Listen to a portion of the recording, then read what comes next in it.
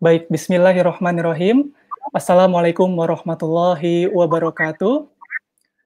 Alhamdulillahirabbil alamin. Wabihi nasta'inu ala umurid dunya waddin. Wassalamu ala asrofil anbiya'i wal mursalin sayyidina Muhammadin wa ala alihi wa ashabihi ajma'in, amma ba'du.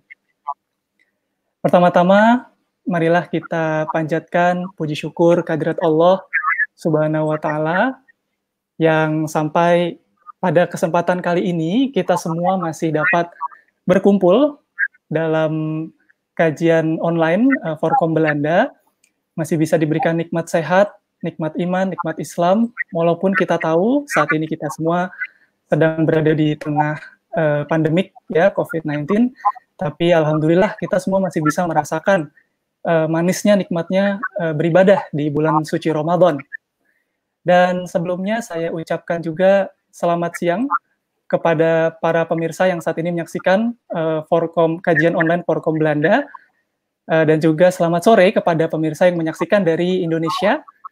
Sebelumnya saya memperkenalkan diri saya terlebih dahulu, nama saya Ari Rahmawan, biasa dipanggil Ari dari komunitas Muslim Delft. Nah, komunitas Muslim Delft yang insya Allah pada kesempatan kali ini akan memandu sesi kajian online Forkom Belanda pada hari ini. Terkait agenda, kajian kita kali ini insya Allah akan membahas tentang bagaimana cara kita agar meneladani Rasulullah mengisi akhir Ramadan kita. Yang insya Allah pada kesempatan kali ini sudah hadir pula di antara kita, walaupun kajian kita online, kali ini kita sudah hadir juga Ustadz Salim Afilah yang akan mengisi kajian kita pada siang hari ini. Materi ini insya Allah akan sangat relevan untuk kita, agar bisa mengoptimalkan sisa Ramadan kita. Karena seperti yang kita tahu, untuk meneladani Rasulullah di sisa Ramadan kali ini, di akhir Ramadan itu, seperti yang kita tahu bahwa 10 hari terakhir umumnya kita gunakan sepertiga terakhir itu difokuskan untuk beribadah. Namun di sisi lain, kita tahu juga bahwa di tengah pandemi COVID saat ini, justru banyak pula keterbatasan kita untuk bisa meneladani Rasulullah secara penuh, di mana yang umumnya kita mengintensifkan diri di masjid, kemudian kita juga mengintensifkan sholat berjamaah kita, iktikaf kita, kajian kita untuk menghadiri majelis ilmu di masjid-masjid, itu juga terkendala di tengah COVID kali ini. Nah, ini makanya nanti bisa kita bahas juga bagaimana meneladani Rasulullah untuk mengisi akhir Ramadan, yang terutama saat ini sangat berbeda dengan Ramadan-Ramadan kita sebelumnya. Namun sebelum dimulai, izinkan saya untuk mengucapkan terima kasih kepada Forkom Belanda yang telah menginisiasi kajian online kita. Jadi ini sebenarnya seri kajian online, dan ini adalah kajian online yang terakhir di bulan suci Ramadan. Jadi ini adalah kajian Ramadan penutup, dan bagi yang belum tahu apa itu Forkom Belanda, jadi Forkom Belanda adalah forum komunikasi untuk komunitas-komunitas Muslim di kota-kota di Belanda, dan terdiri dari berbagai macam komunitas Muslim di berbagai kota, seperti misalnya SGB Utrecht, KMD Delft, terus di Groningen, ada NCD, Wageningen, Eindhoven, Limburg, dan Rotterdam. Nah, di sini kami juga terima kasih saya sampaikan ya kepada teman-teman panitia dari KMD Delft selaku penyelenggara utama pada kesempatan kali ini, atau host kali ini. Jadi kajian ini digilir ya antara komunitas Muslim di Belanda. Jadi setiap minggunya itu di-host oleh kota-kota yang berbeda. Dan hari ini adalah kesempatan bagi KMD Delft untuk menjadi host. Dan juga tidak lupa kami ucapkan terima kasih kepada Human Initiative yang dulu kita kenal sebagai PKPU, sebagai sponsor utama pada seri kajian online Forkom Belanda.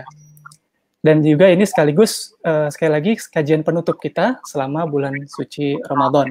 Yang insya Allah nanti akan berlanjut lagi kajian-kajian online berikutnya. Yang ini juga salah satu cara kita untuk tetap bisa in touch dengan jamaah di Belanda dan juga di Indonesia, agar kajian-kajian tetap berlangsung. Jadi kita sampaikan secara online untuk masa pandemi kali ini.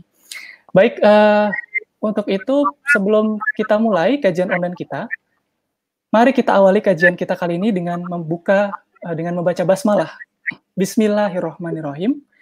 Dan dilanjutkan dengan pembacaan ayat suci Al-Quran. pembacaan ayat suci Al-Quran pada kesempatan kali ini akan kita baca Quran surat Al-Qadar ayat 1-5. Bagi yang ingin ikut bisa dibuka. Dan namun saya yakin juga banyak yang sudah hafal. A'udzu billahi minasyaitonir rajim. Bismillahirrahmanirrahim. Inna anzalnahu fi lailatul qadr. Wa ma adraka ma lailatul qadr. Lailatul qadri khairum min alfi syahr. Tanazzalul malaikatu warruhu fiha biizni rabbihim min kulli amr. Salamun hiya hatta matla'il fajr. Yang artinya, sesungguhnya kami telah menurunkannya Al-Quran pada malam kemuliaan. Dan tahukah kamu apakah malam kemuliaan itu? Malam kemuliaan itu lebih baik dari 1000 bulan.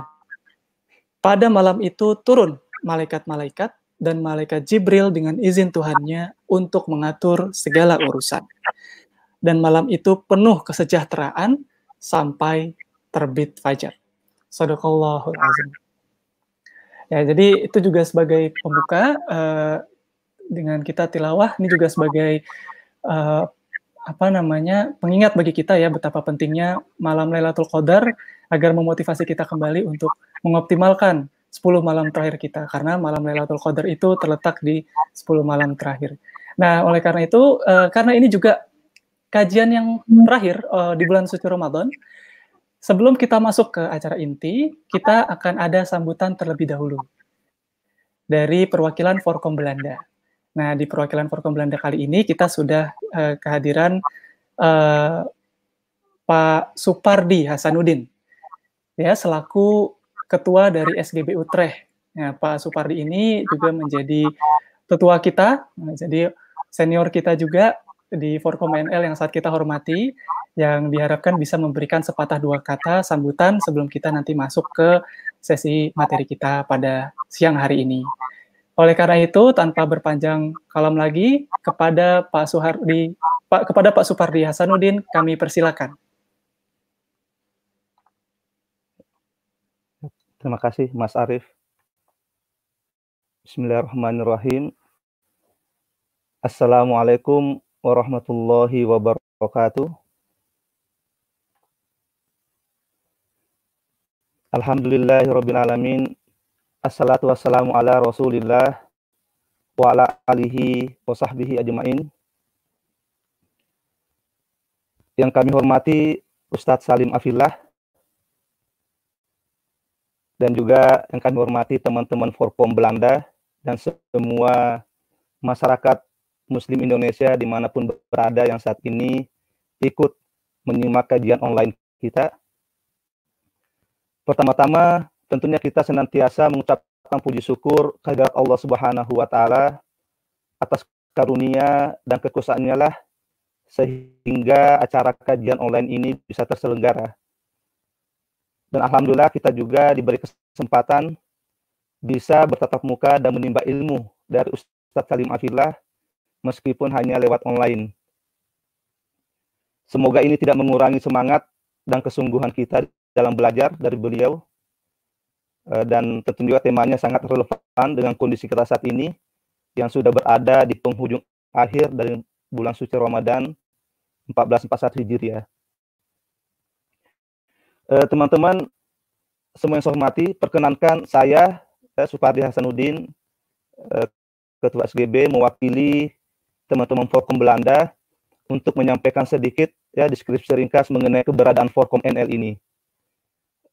Forkom NL adalah forum komunikasi antar pengajian kota se-Belanda yang terbentuk sekitar 1,5 tahun yang lalu atas prakarsa dari SGB Utrecht, yang mana pada tanggal 24 November 2018 beberapa perwakilan pengajian kota berkumpul dan membahas mengenai pendirian Forkom yang waktu itu diadakan di gedung Serbaguna SGB.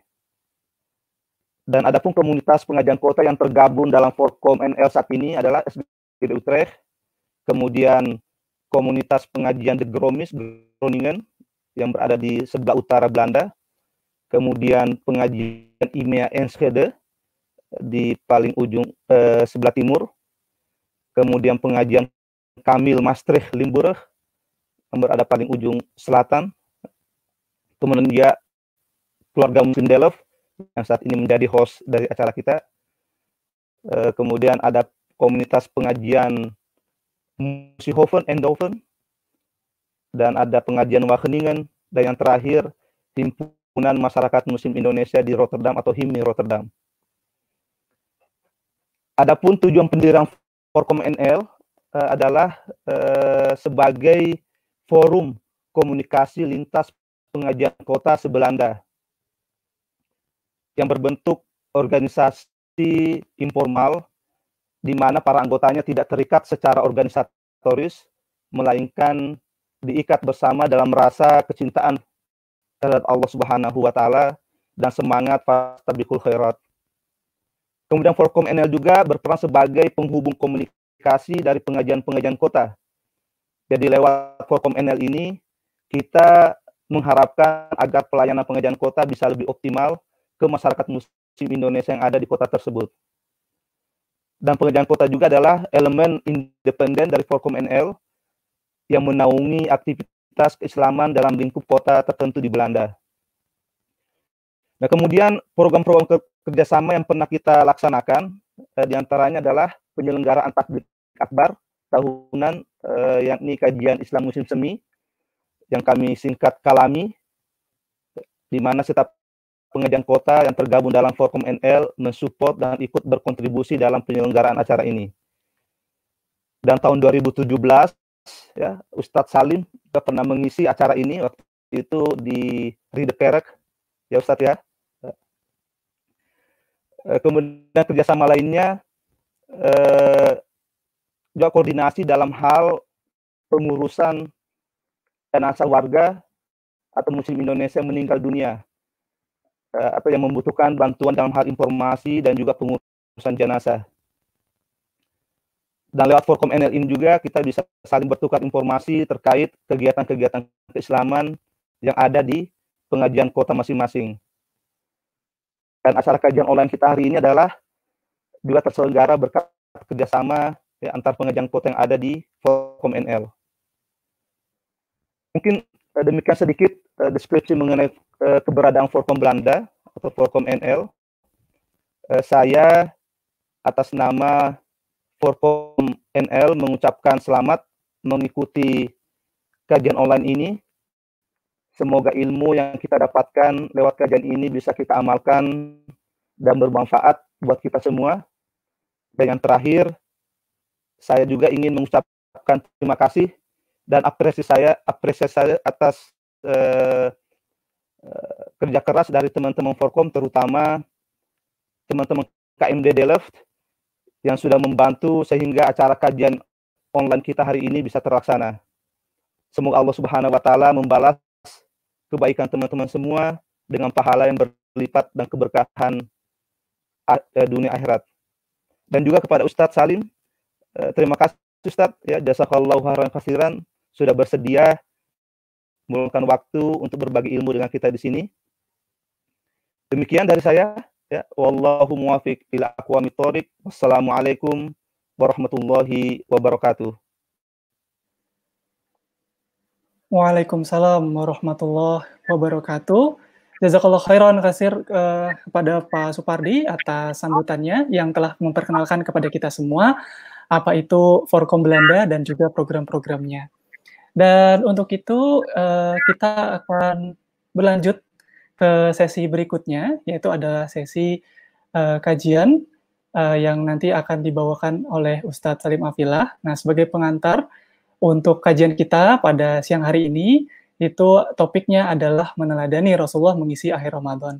Nah, sekali lagi, di sisi lain mungkin banyak dari kita yang sudah tahu dan juga mengenal apa saja sih amalan-amalan atau sunnah-sunnah dari Rasulullah SAW agar kita mengoptimalkan malam terakhir Ramadan kita, agar kita juga bisa mendapatkan malam Lailatul Qadar.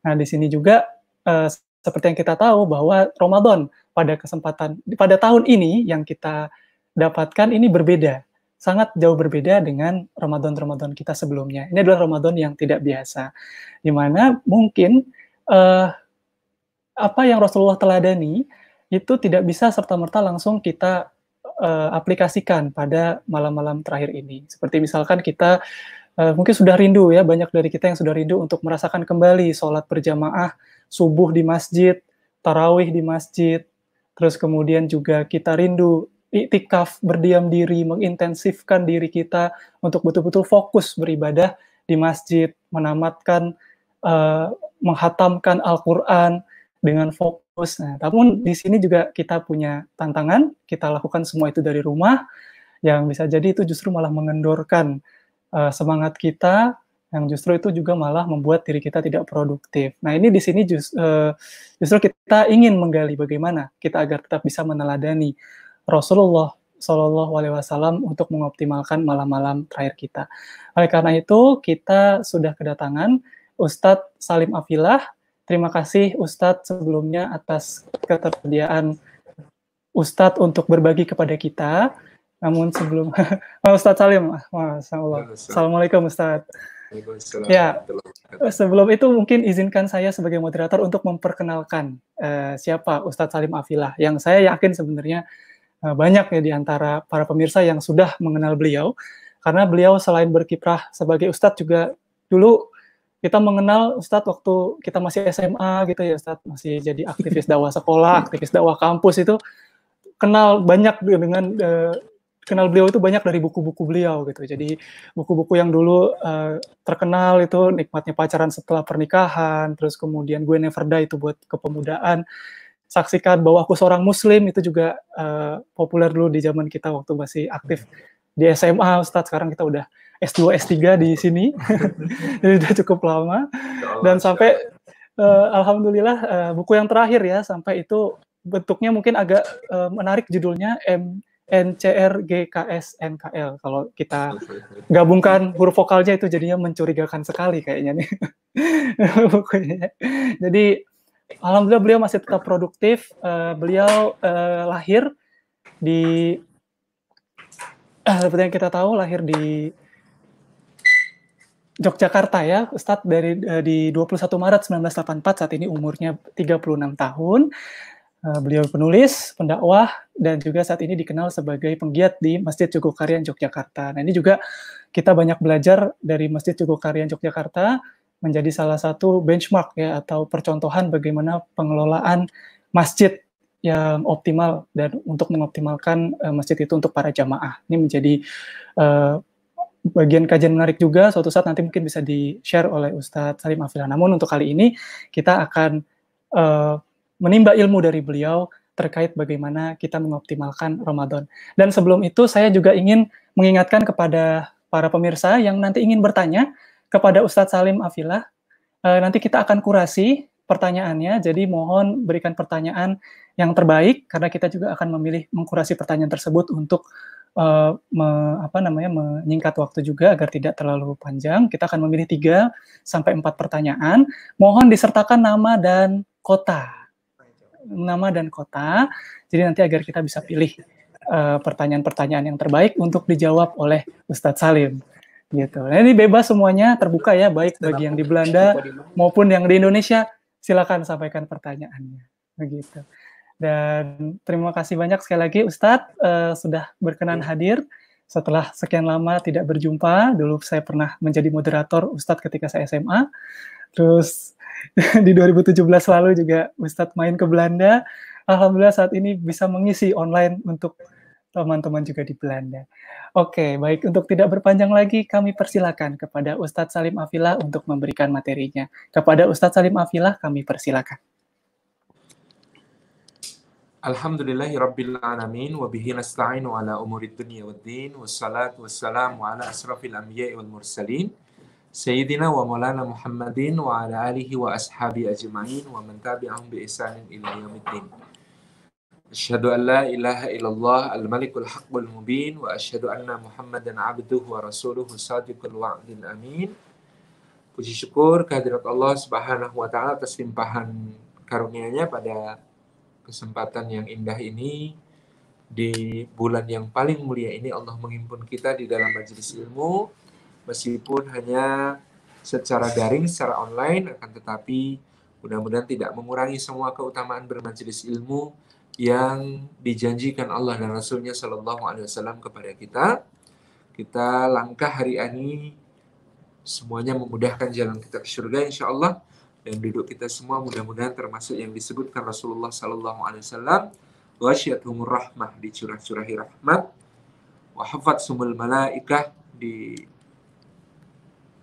naungi sayap-sayap malaikat, wa nazalat alaihimus sakinah, diturunkan ketentraman, dan wa dzakarahumullahu fi man indah, disebut-sebut nama kita semua dengan bangga oleh Allah Subhanahu wa taala pada makhluk-makhluk mulia yang ada di sisinya. Yang kami hormati sepuh kita di Forkom Belanda dan juga Ketua Stichting Generasi Baru di Utrecht, Bapak Supardi Hasanuddin, yang saya pernah ngerepotin di tempat beliau juga. Barakallahu fikum. Para Bapak, Ibu, salihin, salihat semuanya yang tidak dapat saya sebut satu persatu, yang saya hormati, yang di Belanda, tadi ada juga katanya yang dari Belgium bergabung, barakallahu fikum. Mudah-mudahan pertemuan sore ini menjadi pertemuan yang penuh dengan keberkahan. Bapak Ibu yang dirahmati oleh Allah Subhanahu wa taala, sepertiga akhir Ramadan adalah waktu yang paling utama di sepanjang tahun, di waktu malamnya. Jadi ketika ayat Al-Quranul Karim wal fajr wa layalin asr dimaknai oleh para ulama, maka dikatakan kalau 10 hari pertama bulan Dzul Hijjah itu yang paling utama adalah siangnya, maka 10 hari terakhir Ramadan itu yang paling utama adalah malamnya. Wabil khusus bahwa di 10 hari terakhir Ramadan ada satu malam. Ini menurut keterangan para ulama dikuatkan pada 10 hari terakhir Ramadan. Juga ada keterangan tentang bahwa ia adalah malam ganjil, gitu ya, bahwa ada Lailatul Qadar. Nah, Lailatul Qadar ini definisinya apa? Inna anzalnahu fi Lailatul Qadar. Allah menurunkan Al-Quran Karim pada malam Al-Qadar, malam kemuliaan. Nah, agar kita tidak bingung, tentu ini kita ta'rif berbedanya apa dengan yang disebut sebagai Nuzulul Quran, yang secara masyhur biasanya kita peringati pada tanggal 17 Ramadan. Kalau Lailatul Qadar itu adalah turunnya Al-Quran Karim dari sisi Allah Subhanahu wa taala di Lauhil Mahfuz ke langit dunia. Yang ini jumlatan wahidatan, dalam keadaan utuh sempurna, sudah sepenuhnya dari awal sampai akhir dari bagian Al-Quran itu turun dari sisi Allah di Lauhil Mahfuz ke langit dunia. Peristiwa ini terjadi menurut para ulama secara azali. Makna azali itu di luar waktu, atau kalau terjemah tradisionalnya sebelum Allah menciptakan waktu. Meskipun kata sebelum di depan, sebelum Allah menciptakan waktu itu agak muskil karena sebelum itu waktu, gitu ya. Jadi ya, di luar waktu mungkin terjemah yang lebih tepat. Ketika Allah Subhanahu wa taala melepaskan peristiwa ini di luar waktu. Jadi ini yang disebut sebagai Lailatul Qadar. Turun di malam Lailatul Qadar itu Al-Quranul Karim dari sisi Allah di Lauhil Mahfuz ke langit dunia.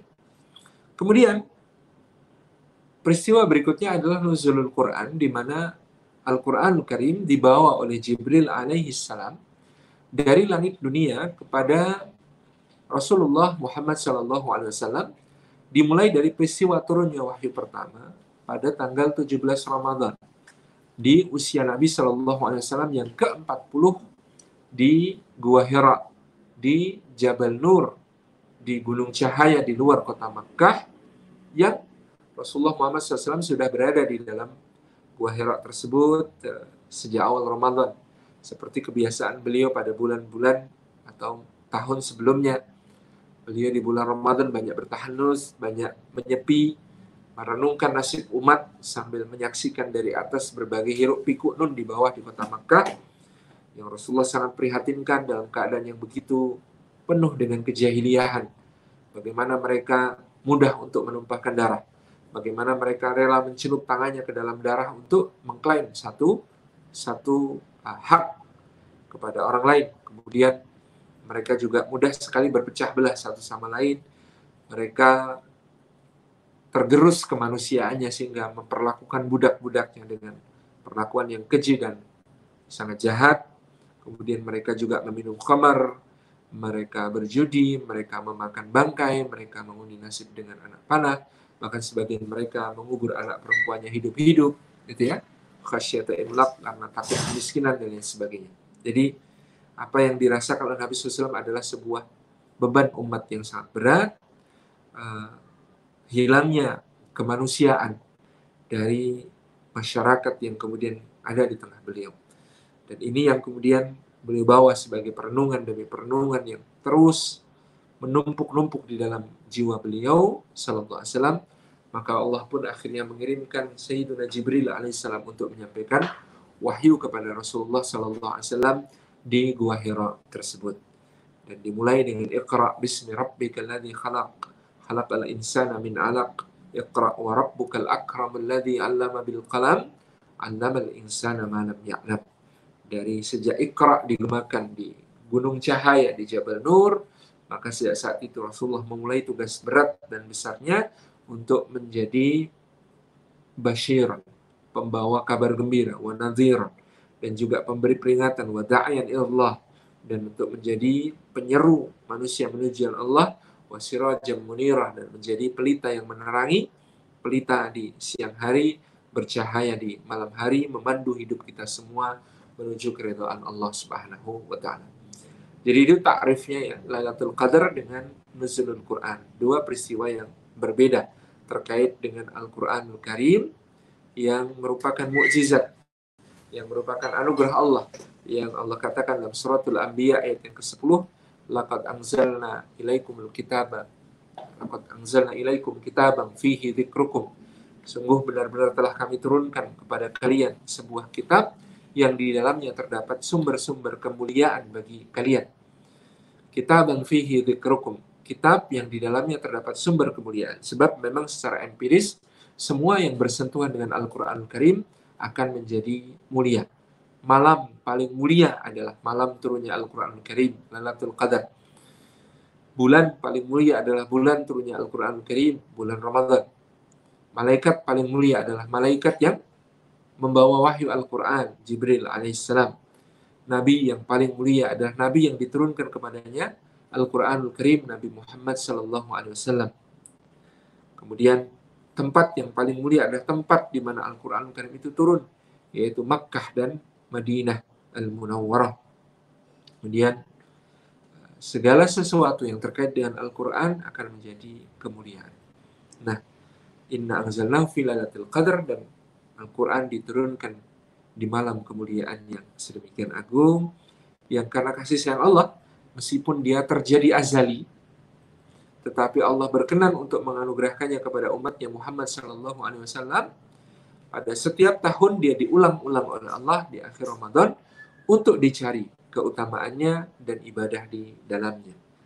Jadi yang namanya Lailatul Qadar terjadi di luar waktu, tetapi ketika dimasukkan ke dalam waktu, maka dia menjadi anugerah Allah untuk umatnya Nabi Muhammad SAW, terjadi setiap tahun di setiap akhir Ramadan. Dan Lailatul Qadar menjadi penyambung usianya umat Muhammad SAW, yang dikatakan dalam hadis Abu Dawud itu bahwa umat yang Muhammad SAW diberi umur yang pendek, akan tetapi mereka diberi kesempatan untuk menyambung amalnya sehingga menjadi amal yang mengungguli bahkan umat-umat terdahulu yang berumur jauh lebih panjang. Salah satunya adalah dengan amal di malam Lailatul Qadar. Bagaimana keadaan Rasulullah SAW di sepertiga akhir Ramadan? Sudah banyak kita ketahui. Yang pertama, Nabi SAW diceritakan serius. Beliau SAW sangat-sangat serius menyambut akhir Ramadan. Beliau mengikat sarungnya. Ini kalimat mengikat sarungnya ini menunjukkan saking tidak inginnya waktunya tersia-sia untuk betulin sarung yang melotot, gitu ya. Makanya sarungnya diikat. Ya, sebenarnya kan betulin sarung itu aktivitas yang sangat-sangat wajar, sangat-sangat normal, sangat-sangat biasa. Tapi itu pun oleh Nabi SAW dianggap bisa mengganggu, dianggap membuat waktu jadi tidak optimal. Jadi daripada betulin sarung gitu, lebih baik digunakan untuk ibadah kepada Allah Subhanahu wa taala yang lebih jelas, yang lebih makhlah, yang lebih sesuai dengan apa yang dituntutkan oleh Allah kepada kita semua gitu. Itu sekedar mengikat sarung itu punya makna yang sangat dalam, bahwa beliau tidak ingin direpotkan oleh perkara-perkara yang remeh-temeh, perkara-perkara yang sepele gitu ya. Mungkin kalau pada zaman itu sudah ada gadget, Rasulullah SAW juga menutup gadget gitu ya, melockdown gadgetnya, sehingga kemudian beliau fokus pada ibadah kepada Allah Subhanahu wa ta'ala, menunjukkan keseriusan yang luar biasa. Yang kedua, beliau disebutkan membangunkan keluarganya, membangunkan istri-istrinya, juga putra-putri, bahkan juga cucu-cucu beliau sallallahu alaihi wasallam. Artinya beliau sangat ingin semua orang juga menikmati akhir Ramadan ini dengan aktivitas ibadah yang semaksimal mungkin. Karena saking pentingnya akhir Ramadan ini bagi kita semuanya hamba-hamba Allah Subhanahu wa ta'ala. Terlebih kalau Rasulullah SAW yang maksum, yang dijaga dari dosa, yang diampuni apa yang sudah, apa yang sedang, dan apa yang akan beliau lakukan pun, beliau seserius itu menyambut akhir Ramadan. Maka terlebih bagi kita yang kemudian di dalam kehidupan kita tentu banyak sekali kesalahan dan dosa yang perlu dibersihkan di bulan Ramadan ini. Para salafus saleh, rekan-rekan yang disayang Allah, kita teladani dari mereka, termasuk dari Nabi SAW, ini memfokuskan munajat, doa, ibadah mereka pada memohon ampunan Allah Subhanahu wa ta'ala. Karena memang ini kesempatan yang paling baik untuk mendapatkan ampunan Allah, sampai-sampai karena luar biasanya kesempatan baik ini, pernah Nabi SAW diperintahkan oleh Jibril alaihissalam untuk mengucapkan amin, maka beliau mengucapkan amin. Baru nanti kemudian ditanyakan oleh Nabi SAW, tadi aku mengaminkan apa wahai Jibril? Jibril alaihissalam menyampaikan, tadi aku mengatakan apabila ada orang yang berlalu Ramadan darinya, sementara dia belum diampuni Allah, maka dia tidak akan diampuni selama-lamanya. Maksudnya Sayyidina Jibril alaihissalam adalah kalau di bulan Ramadan yang peluang untuk diampuni dosa-dosa kita ini sangat besar, pintu-pintu maghfirah dibuka lebar-lebar oleh Allah Subhanahu wa ta'ala, gitu ya. Itu kok kita menyia-nyiakannya dan kita menjadi tidak terampuni atau menjadi terlewat dari diampuni Allah ketika Ramadan berlalu, maka lebih susah lagi di bulan yang lain, lebih rumit lagi di bulan yang lain, lebih mustahil lagi di bulan yang lain untuk mendapatkan ampunannya Allah Subhanahu wa ta'ala. Kalau Ramadan disia-siakan, maka sulit berharap di luar Ramadan. Itu intinya yang mau disampaikan. Nah, memfokuskan diri pada memohon ampun kepada Allah Subhanahu wa ta'ala sebagai amalan yang agung juga tampak dari doa Allahumma innaka afuwun tuhibbul afwa fa'fu anni atau fa'fu anna. Ya Allah, engkau maha pemaaf, engkau mencintai kemaafan, maka maafkanlah aku. Doa ini yang dianjurkan Rasulullah SAW kepada kita melalui ibunda kita Aisyah radhiyallahu anha untuk banyak-banyak diucapkan di upaya kita untuk menjemput Lailatul Qadar. Allahumma innaka afuwun tuhibbul afwa fa'fu anni. Ya Allah, engkau maha pengampun, maha pemaaf, engkau mencintai keampunan dan kemaafan, dan karena itu ampunilah kami. Ini adalah fokusnya. Kenapa? Karena memohon ampunan ini adalah perilaku dari orang-orang terpilih di dalam Al-Quran Karim maupun di dalam sirah Nabawiyah. Kalau kita perhatikan para nabi, para rasul, maka mereka lebih banyak memohon ampunan kepada Allah. Kalimat ya kalimat tawadhu, kalimat yang sangat rendah hati, tidak kemudian menyebut-nyebut jasa, tidak kemudian menyebut-nyebut kebaikan, tidak kemudian merasa lebih dan merasa telah beribadah, memberi jasa kepada Allah Subhanahu wa ta'ala. Tidak. Tapi mereka justru merunduk kepada Allah, memohon ampunan. Seperti dikatakan Nabiullah Ibrahim alaihissalam di surat Asy-Syu'ara ayat yang ke-82. Ketika kemudian beliau menggambarkan tentang Allah Subhanahu wa taala, terakhir dia mengatakan walladzi atma'u ayaghfira li khati'ati yaumiddin. Dan Allah itu adalah zat yang sangat aku harapkan untuk mengampuni dosa-dosaku, mengampuni kesalahan-kesalahanku pada hari pembalasan. Ini menunjukkan ketawaduan. Sedemikian pula para nabi yang lain alaihi wassalatu wassalam, mereka adalah orang-orang yang berfokus pada memohon ampunan kepada Allah dan tidak kemudian menyebut-nyebut tentang kebaikannya, tidak membangga-banggakan amal-amal ibadahnya, tidak kemudian menjadikan kesalehan-kesalehannya sebagai satu yang diaju-ajukan kepada Allah Subhanahu wa taala. Mengapa demikian? Sekali lagi karena ketawaduan mereka. Yang kedua, karena kesadaran betapa banyaknya, seberapa banyak apapun ibadah kita, itu semuanya tidak ada apa-apanya dibandingkan nikmat-nikmat yang dianugerahkan Allah kepada kita. Kita beribadah salat, fardunya saja, katakanlah 10 menit, gitu ya, per salat, sehari semalam 5 salat, 50 menit ditambah gerak untuk menuju ke kamar mandi, berwudu, dan sebagainya, katakanlah hanya 1 jam. Padahal waktu yang dianugerahkan Allah untuk kita sehari semalam 24 jam. 24 ini cuma 1, gitu ya. Jadi hanya 4% gitu ya, dari waktu yang kita gunakan itu kita gunakan untuk ibadah kepada Allah Subhanahu wa taala. Maka mau dibanggakan apanya dari salat kita? Demikian pula puasa. Kita berpuasa, bersantap sahur dan berbuka tetap dengan karunia Allah, rizki dari Allah. Demikian pula kita bersedekah. Berapa persen dari seluruh harta yang Allah anugerahkan kepada kita yang kita sedekahkan? Maka inilah pandangan para salafus salih, juga para nabi dan para rasul terdahulu, betapa tidak pantasnya menyebut-nyebut tentang amal saleh kita di hadapan Allah Subhanahu wa taala. Jadi mereka kemudian mengalihkan diri pada memohon ampunan atas dosa-dosa. Kita juga demikian di bulan Ramadan ini, semua ibadah itu di antara janji yang disampaikan Rasulullah SAW adalah tentang diampuni dosanya yang telah lalu. Man shoma Ramadhana imanan wa ihtisaban ghufira lahu ma taqaddama min dhanbi wa man qama Ramadhana imanan wa ihtisaban ghufira lahu ma taqaddama min dhanbi. Jika dijanjikan akan diampuni segala dosanya yang telah lalu, maka kemudian yang disebutkan adalah semua tentang ibadah-ibadah di bulan Ramadan ini, baik siam maupun qiyam, semuanya dengan tujuan untuk diampuni semua dosa-dosa kita yang telah lalu. Mengapa demikian?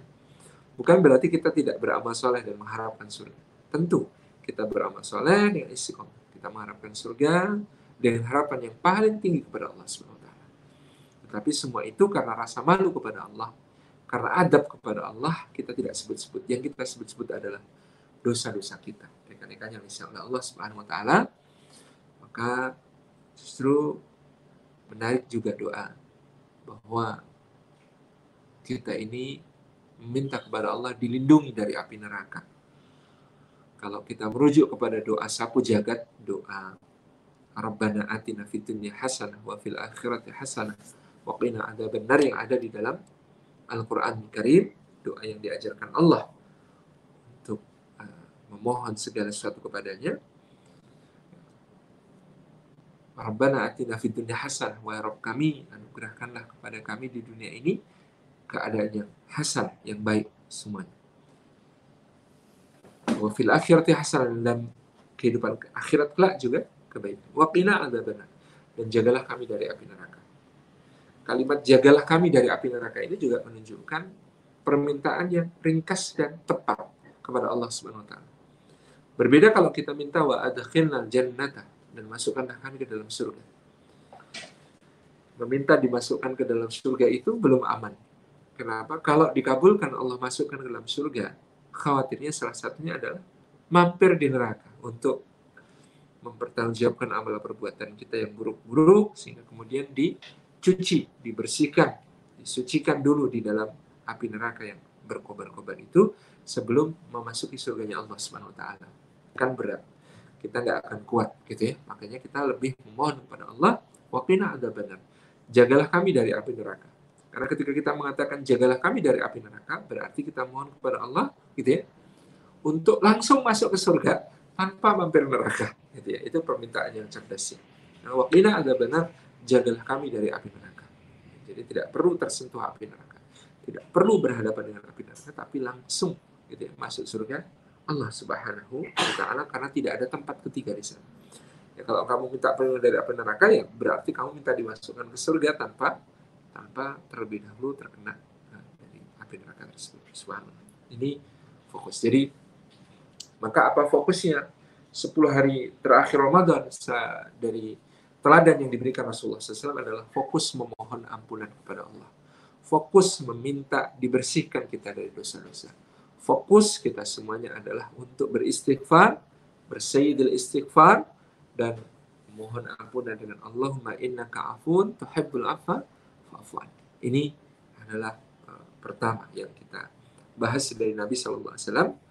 Apa yang menjadi fokus beliau di akhir Ramadan adalah memohon ampunan kepada Allah Subhanahu wa taala. Karena istighfar, bertaubat, memohon ampunan itu kunci-kunci dari semua kebaikan yang bisa kita raih dari sisi Allah. Misalnya doa.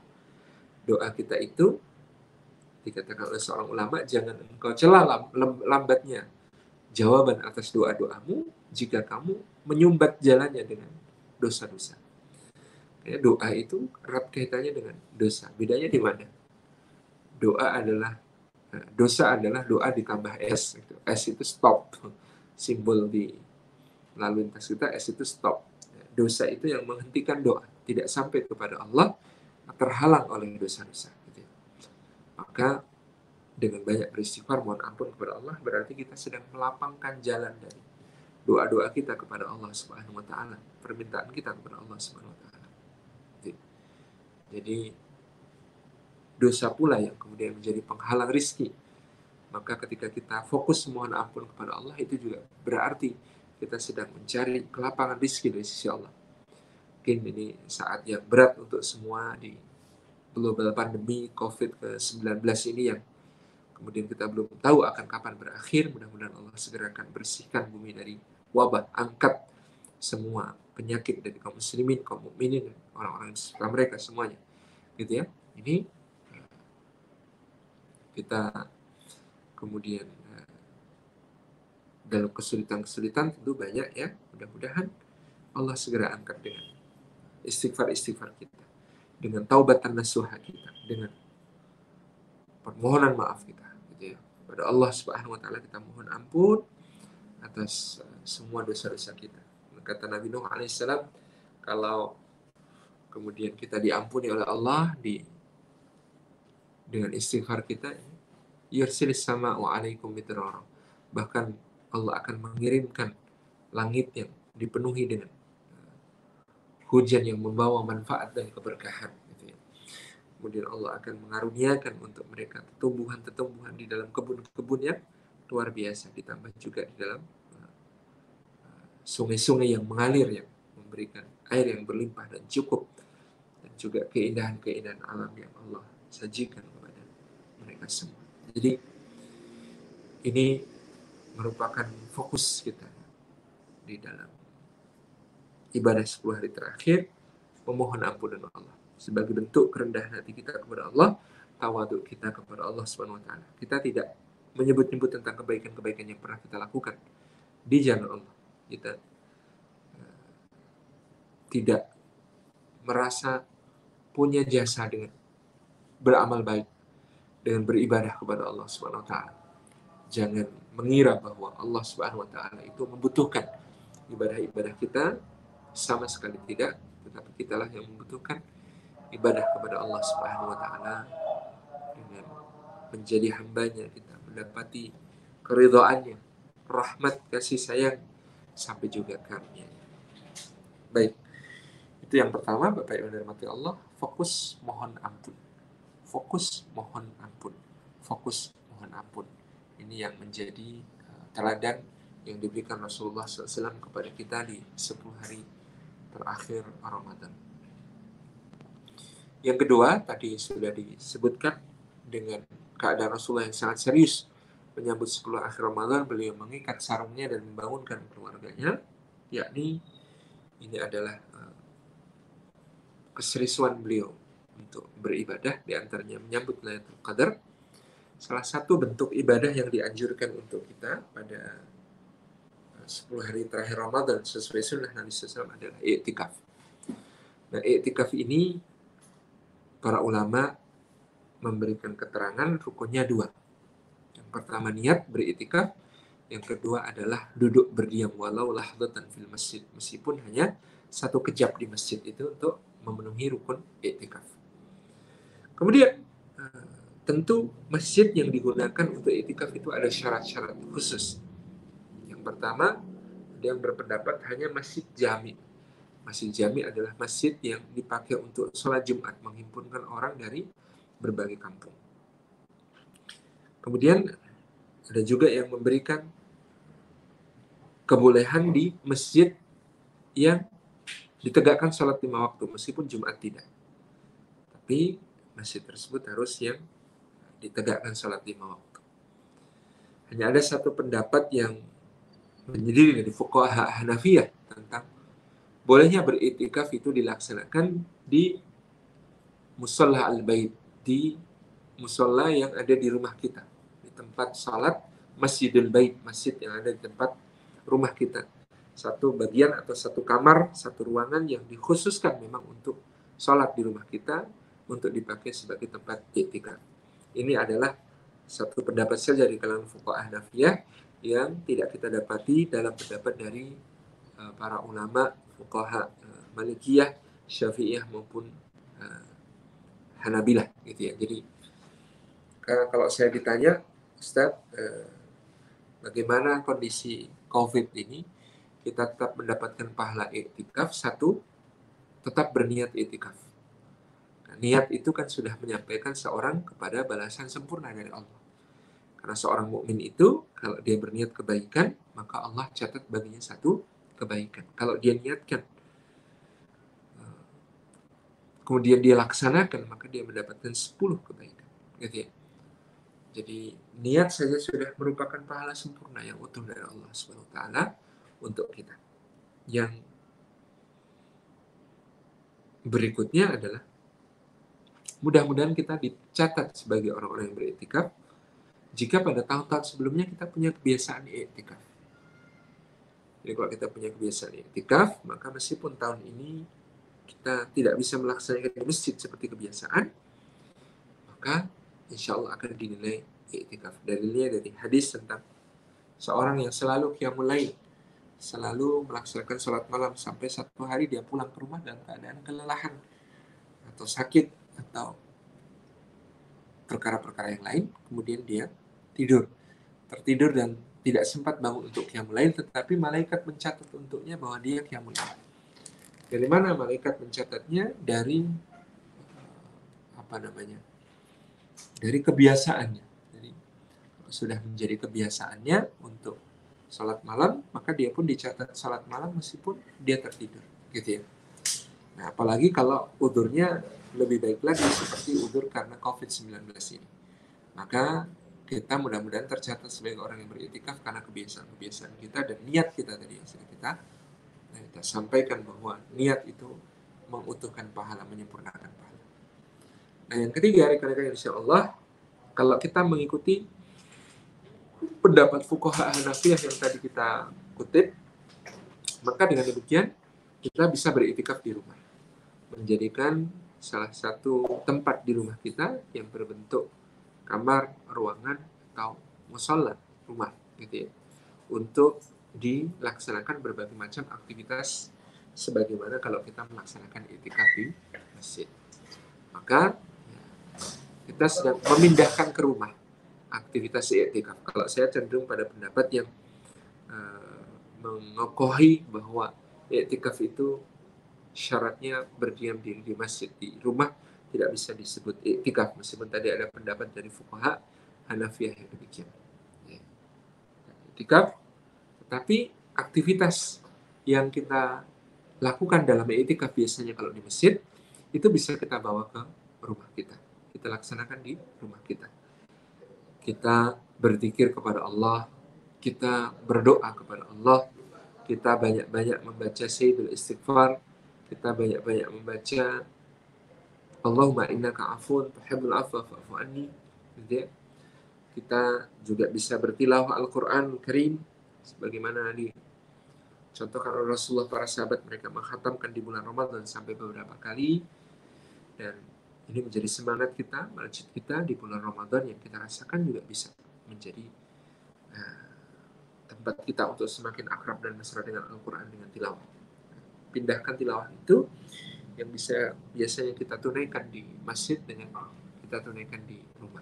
Kemudian juga sholat-sholat sunnahnya, juga membaca sakofah, ilmu-ilmu yang bermanfaat, juga bahkan mungkin sebagian mengikuti kajian meskipun secara online dari rumah, dari tempatnya beriktikaf di rumah, disilakan. Jadi ini strategi kita untuk tetap menjalankan apa yang dicontohkan oleh Nabi Shallallahu Alaihi Wasallam di kondisi pandemi COVID-19. Kita husnudzon kepada Allah bahwa tahun ini memang Ramadan kita dijadikan berbeda agar dia istimewa. Istimewa karena setiap orang punya penjelasan keistimewaannya. Tapi izinkan saya menyampaikan istimewa ini menjadi peneguhan kembali asas-asas ibadah kepada Allah Subhanahu wa Ta'ala, bahwa ibadah Ramadan itu hakikatnya sunni, hakikatnya nyambung dengan Allah Subhanahu wa Ta'ala, bermesra dengan Allah Subhanahu wa Ta'ala. Puasa itu ibadah yang memang paling mesra dengan Allah. Makanya Allah mengatakan fasawli wa ana zibihi. Semua amal anak Adam itu dia bisa menghitung-hitung pahalanya, dia bisa mendapatkan berbagai manfaatnya, kecuali puasa, kata Nabi. Allah Subhanahu wa Ta'ala hadis qudsi, kecuali puasa, illa shaum. Fasawli wa ana zibihi, adapun puasa itu untukku dan aku akan membalas sendiri ganjarannya untuk orang yang berpuasa. Maka kadang-kadang insya Allah ini kemesraan yang luar biasa dengan Allah. Kita tidak bisa memamerkan puasa, tidak awalnya sahur, tidak akhirnya buka, gitu ya. Teman-teman mungkin yang di belahan bumi utara sekarang puasanya panjang, berapa mungkin 17 atau 18 jam kalau di Belanda, gitu ya. Tapi tetap saja itu tidak bisa dibanggakan, gitu ya. Apalagi pada teman-teman yang mungkin di Australia yang jauh lebih pendek, gitu ya. Karena Allah pergilirkan, Allah pergantikan terus. Nah, ini hikmahnya kenapa ibadah puasa itu ikut penanggalan Hijriyah, ikut penanggalan Komariah. Ya, kalau ikut penanggalan Syamsiyah, maka bulan puasa misalnya ditetapkan bulan Juni terus, gitu ya. Itu repot. Nanti orang akan memilih untuk setiap bulan Juni pindah ke belahan bumi selatan supaya puasanya lebih pendek, gitu ya. Karena kalau bulan Juli jatuhnya puasa di utara tentu akan menjadi lebih panjang daripada daerah-daerah yang lain. Tapi Allah adil, Allah pergilirkan satu sama lain bahwa puasa kita ini betul-betul ibadah yang mesra kepada Allah Subhanahu wa Ta'ala, termasuk kemudian di saat kita menyegerakan berbuka, di saat kita mengakhirkan makan sahur, ya. Menunjukkan bukan untuk menyiksa Allah menghadirkan ibadah puasa ini kepada kita semua. Nah, demikian pula di dalam puasa ini, alhamdulillah Ramadan kali ini kita tidak seperti tahun-tahun yang lalu. Tahun yang lalu mungkin kita akan menghadiri hampir setiap hari jamuan buka puasa bersama kalau di Indonesia, gitu ya. Nah, buka puasa bersama ini yang kadang-kadang bahkan membuat sebagian orang kehilangan sholat maghribnya yang utama, atau paling tidak kemudian jadi keteteran, ketinggalan, gitu ya. Juga tidak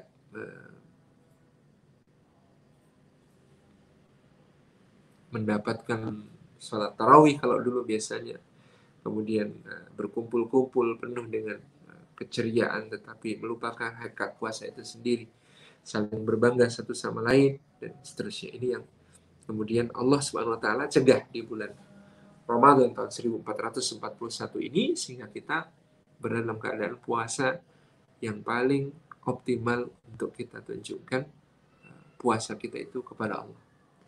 Demikian pula qiyamul lail, teman-teman yang insya Allah Subhanahu wa taala, pada qiyamul lail itu pada bulan-bulan Ramadan tahun sebelumnya kita bisa berkumpul-kumpul menyimak bacaan imam-imam yang suaranya merdu gitu ya, memilih-milih masjid di sekitar mana yang paling cepat selesai bisa gitu dalam sholat tarawih kita.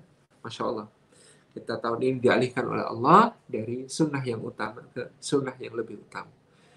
Sunnah yang utama itu melaksanakan syiar di masjid dalam bentuk salat berjamaah tarawih. Itu adalah sunnah yang utama dan dia adalah sunnahnya para khulafaur rasyidin. Sementara sunnah yang lebih utama adalah sunnahnya Rasulullah SAW. Gitu ya. Sehingga salat di rumah, qiyamul lail di rumah adalah salat yang semakin menegaskan gitu ya, kemesraan kita dengan Allah Subhanahu wa taala di bulan Ramadan ini. Seakan-akan Allah hendak membebaskan kita dari orang-orang yang belum beres niatnya di dalam beribadah gitu ya kepada Allah Subhanahu wa taala, sehingga kita dijaga dengan tata cara ibadah yang semakin kita harus low profile, semakin kita berusaha untuk tawadhu kepada Allah Subhanahu wa taala dan tidak mengunjuk-unjukkan ibadah itu kepada sesama. Kita hanya bisa menampilkan untuk sesama buah dari akhlak itu, buah dari puasa itu, yaitu akhlak mulia kita. Jadi kita beralih dari sunnahnya khulafaur rasyidin dalam salat, ibadah syiar tarawih di masjid, menjadi sunnah yang lebih utama, yaitu sunnahnya Rasulullah SAW dengan menunaikannya di rumah. Nah, teman-teman yang insya Allah Subhanahu wa taala, setelah tadi yang pertama fokus memohon ampun, yang kedua gitu ya, fokus pada ibadah-ibadah kita yang semakin kita rahasiakan, semakin kita mesrakan dengan Allah Subhanahu wa taala dengan memindahkan aktivitas yang biasanya kita tunaikan di dalam i'tikaf kita di masjid menjadi kita laksanakan di rumah kita, baik dengan niat i'tikaf seperti teman-teman yang memiliki musola di rumah, Masjid Al-Bait, yang kemudian dipakai untuk salat dan kemudian menurut sebagian fuqaha Hanafiyah sah untuk dipakai sebagai tempat i'tikaf.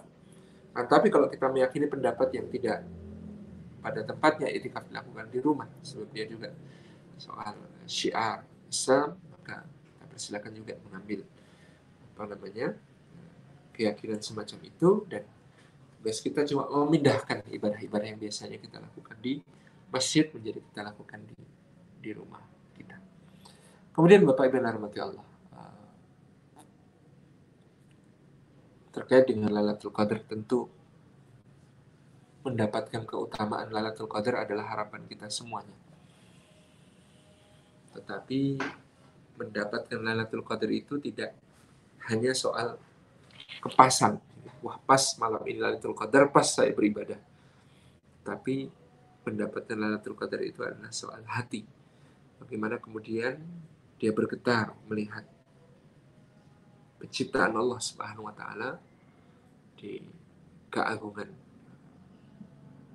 Lailatul Qadar ini, tetapi dia juga tahu bahwa seorang hamba yang sejati itu tidak hanya beribadah kepada Allah di dalam Lailatul Qadar, tapi justru menjadikan Lailatul Qadar hanya sebagai salah satu penyemangatnya untuk istiqomah di dalam amal-amal baik di malam hari, baik di dalam Ramadan maupun nanti bahkan sudah selesai Ramadan.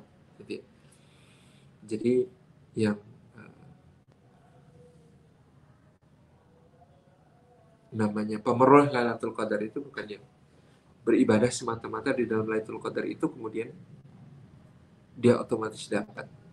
Tentu tidak demikian. Ada orang yang begadangan semalaman tetapi dia tidak mendapatkan Lailatul Qadar.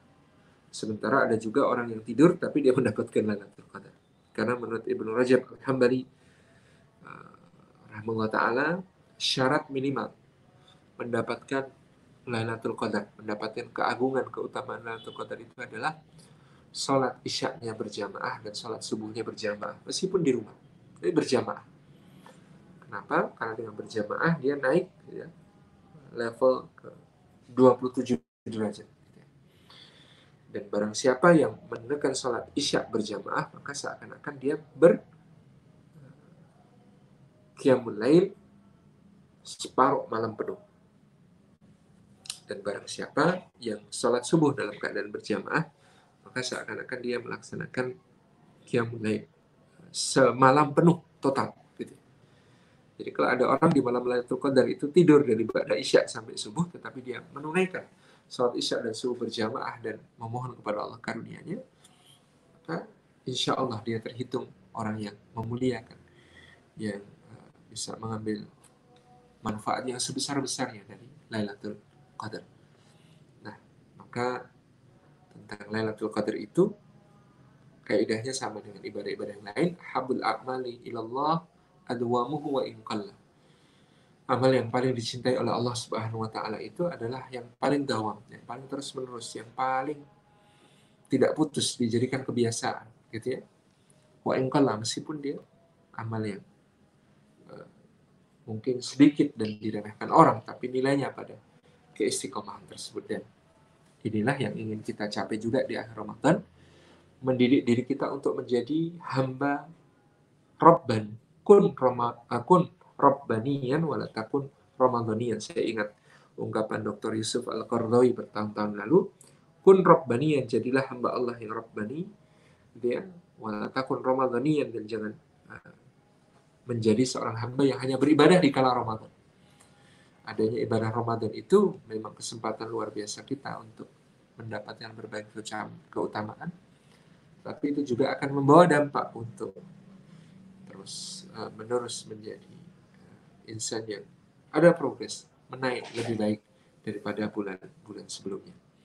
Tentu ini yang sering saya sampaikan, bahwa kalau mau bulan Syawal kok lebih baik daripada bulan Ramadan itu hampir mustahil ya, berat gitu. Makanya dulu guru saya Syekh Muhammad Zar'an itu mengatakan bahwa patokan Ramadan sukses itu bukan di bulan Syawal itu lebih baik daripada bulan Ramadan, tetapi ya paling tidak bulan Syawal itu lebih baik daripada bulan Sya'ban. Gitu ya. Ini yang kemudian menjadi sebuah hal yang patut kita renungkan. Nah, memang kalau bulan Syawal kita usahakan amal-amal kita itu kayak Ramadan hampir tidak mungkin kita gapai, tetapi dengan menjadikan ini tadi sebagai target ya, bulan Syawal harus lebih baik daripada bulan Sya'ban, maka insya Allah ini target yang realistis, tentu melalui perencanaan-perencanaan yang kita lakukan dan evaluasi-evaluasi yang terus kita lakukan, plus kalau ada iqab gitu ya, kalau ada iqab mandiri mu'aqabah, kita bisa menghukum diri kita sendiri kalau kita menganggap diri kita melanggar komitmen dari apa yang harus kita tunaikan tadi. Jadi 11 bulan berikutnya rekan-rekan akan bertarung dengan pertarungan yang jauh lebih berat, karena yang suka menunggangi hawa nafsu selama ini yang namanya syaitan gitu ya, kalau di bulan Ramadan dia di dalam keadaan terbelenggu, maka nanti begitu maghrib masuk tanggal 1 Syawal, maka dia akan lepas kembali dan siap untuk kembali dalam misinya untuk menggelincirkan manusia dari jalan Allah Subhanahu wa taala. Jadi orientasi ibadah Rasulullah SAW di akhir Ramadan, yang pertama fokus pada mohon ampun, yang kedua adalah pada ibadah-ibadah mahdoh yang dituntunkan, termasuk sholat-sholat sunnah dan i'tikaf gitu ya. Itu yang ketiga, bagaimana ibadah kita di akhir Ramadan ini bukan sekedar memburu Lailatul Qadarnya setelah dapat lalu sudah. Kayak ini tadi ada yang mengirim kabar ciri-ciri malam Lailatul Qadar, maka paginya begini. Waduh, kayaknya pagi ini gitu ya. Kayak pagi ini terus habis itu nggak beribadah. Nah, ini yang menjadi kesimpulan yang salah. Tapi justru adanya Lailatul Qadar di akhir bulan Ramadan menjadi pemicu kita untuk lebih baik di bulan-bulan yang lain.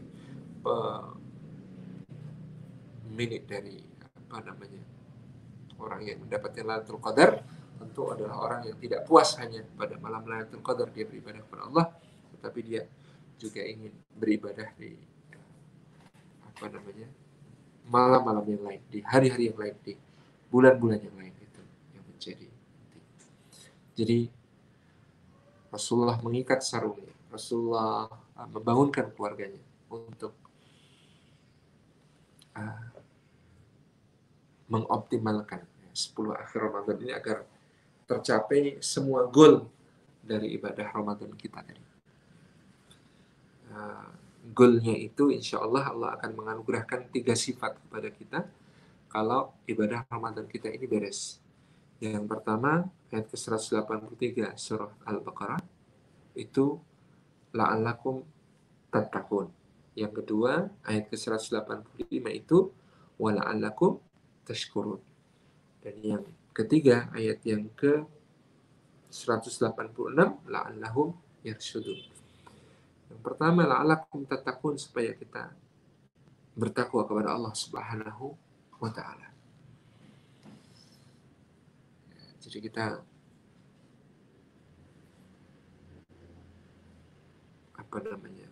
berada dalam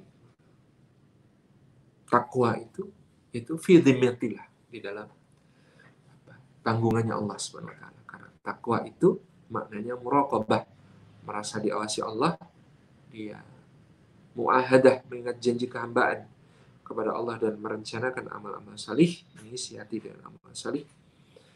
Kemudian yang ketiga, muhasabah, bagaimana kita berintrospeksi, menghitung-hitung diri kita sebelum dihisab oleh Allah Subhanahu wa taala. Ya. Kesimpulan orang yang bermuhasabah yang benar itu tidak pernah berbeda. Orang yang bermuhasabah itu kesimpulannya adalah satu, nikmat Allah cukup, gitu ya. Syukur kita yang kurang, ibadah kita yang kurang, dan dosa-dosa kita yang lebih banyak.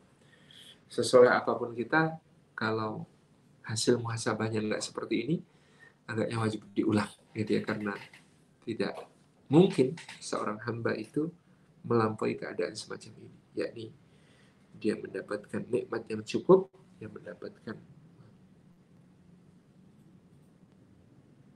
ketaatannya yang kurang, dan dia mendapatkan dosa-dosanya yang masih banyak, itu yang kemudian menjadi concern la'allakum tattaqun. Lalu setelah muhasabah, dia muaqabah, tadi kita sudah self-sanction, ya, memberi sanksi kepada diri sendiri kalau dia menemukan dirinya melanggar komitmen. Dan yang kelima, dia mujahadah, berjuang keras untuk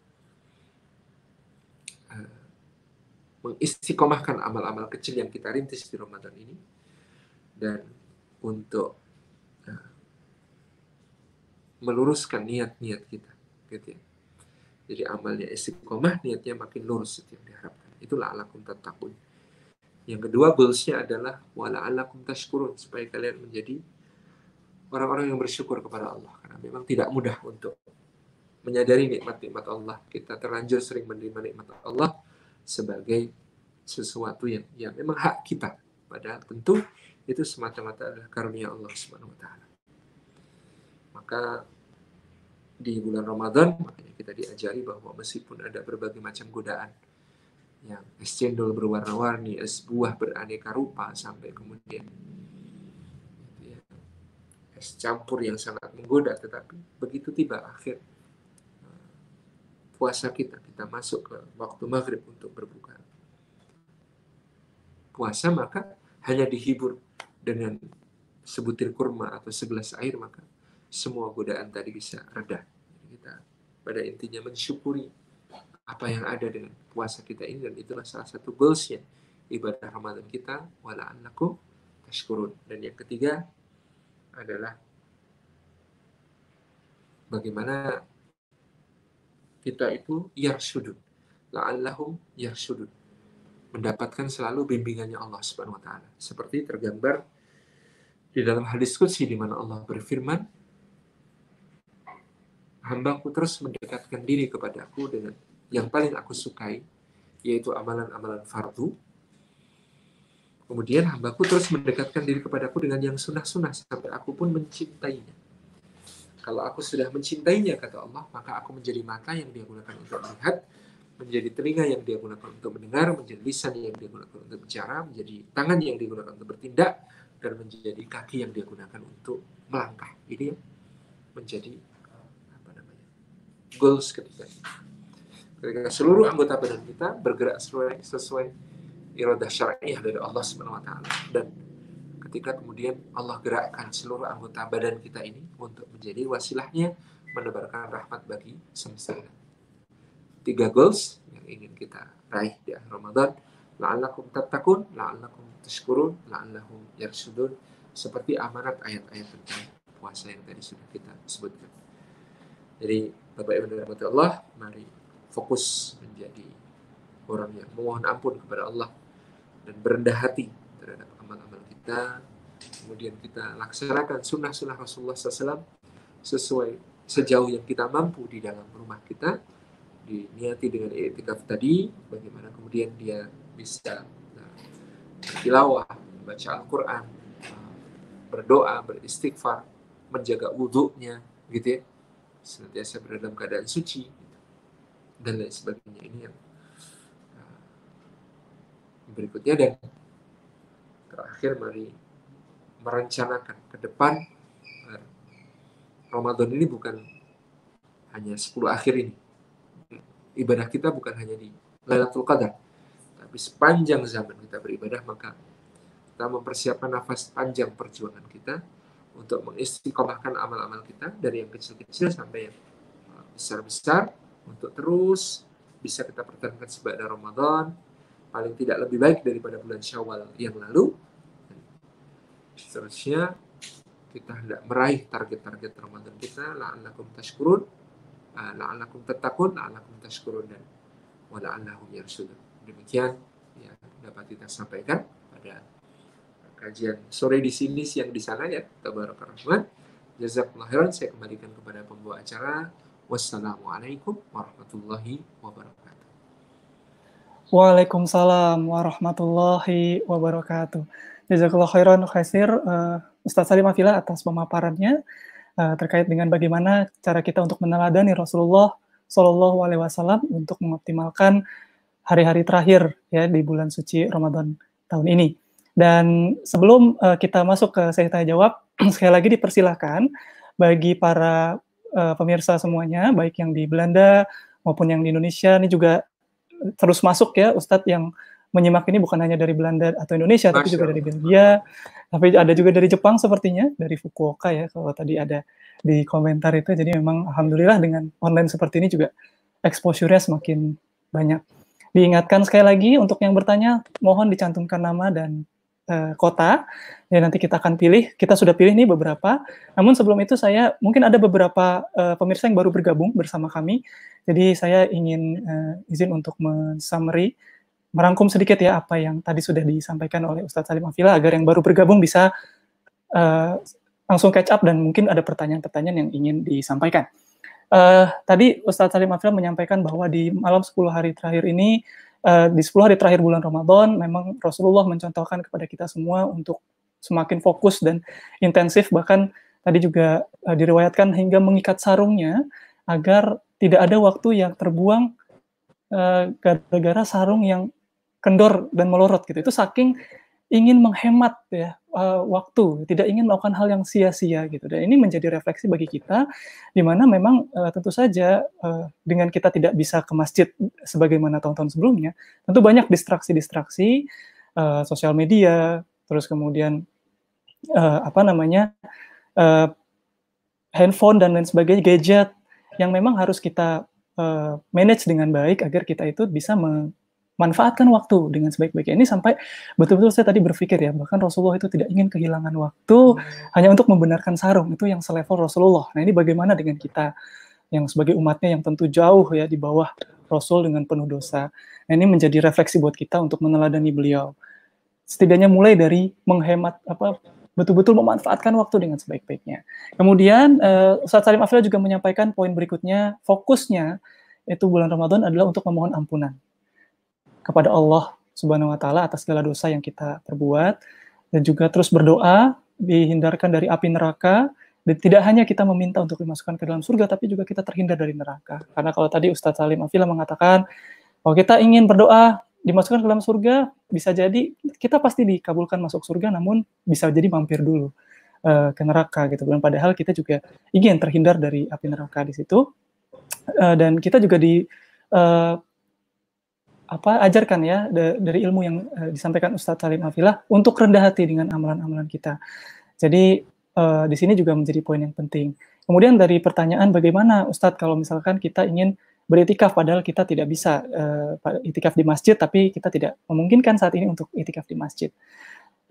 Ada dua pendapat tadi ya terkait dengan hal ini, di mana satu pendapat menyatakan bahwa memang bisa kita meniatkan itikaf dengan kita mengkhususkan satu ruangan di rumah kita itu sebagai masjid atau sebagai musola yang dikhususkan untuk aktivitas ibadah, terus kemudian kita niatkan itikaf di situ, maka kita dianggap sah untuk melaksanakan itikaf. Itu dari Hanafiyah ya Ustadz ya, kalau saya tidak salah. Mohon dibenarkan Ustadz ya. Nah sementara dari mazhab yang lain menyatakan bahwa memang kalau itikaf di masjid gitu, yang bisa adalah memindahkan aktivitas masjid ke rumah, tapi dinilai itikafnya itu memang harus dilaksanakan di masjid. Nah ini ada dua, namun dengan ada dalil seperti itu, ini juga bisa memfasilitasi bagi rekan-rekan yang memang sama sekali tidak bisa ke masjid gitu ya, untuk bisa mulai menyiapkan ruangan khusus untuk ibadah dan meniatkan itikaf di sana. Insya Allah dengan niat itu saja, nanti kan Allah yang akan mengetahui ya diterimanya atau tidak, tapi setidaknya kita sudah niatkan itu terlebih dahulu. Kemudian terkait dengan Lailatul Qadar, di sini Ustadz Salim Afillah juga menyampaikan bahwa memang kita salah satu yang memotivasi kita di 10 malam terakhir ini adalah mendapatkan malam Lailatul Qadar. Terutama dari riwayat menyatakan malam-malam ganjil. Nah, namun di sini kita tidak akan pernah tahu sebenarnya malam ganjil yang mana. Oleh karena itu, seorang hamba yang sejati itu sebenarnya beribadah itu tidak hanya untuk mengejar Lailatul Qadar, tapi menjadikan momentum Lailatul Qadar itu untuk terus mengoptimalkan ibadah setelahnya. Jadi memang di sini kontinuitas ya yang disampaikan oleh Ustadz Salim Afillah, bahwa jangan sampai kita merasakan nih, wah malam ini kok sepertinya berbeda dengan malam-malam sebelumnya, kayaknya saya dapat nih malam Lailatul Qadar, besoknya lepas gitu. Nah, padahal Rasulullah memanfaatkan betul-betul 10 hari terakhir, baik malam Lailatul Qadar, malam ganjil ataupun malam genap, itu betul-betul untuk dimanfaatkan. Dan ini yang menarik tadi dari Ustadz Salim Afillah mengatakan bahwa bagaimana kita mengetahui ibadah Ramadan kita itu sukses. Nah, ternyata di situ Ustadz Salim Afillah tadi, kalau kita membandingkan bulan Syawal kita itu lebih baik daripada bulan Ramadan, tentu saja berat, karena udah pasti akan lebih lulus ya secara ibadah gitu.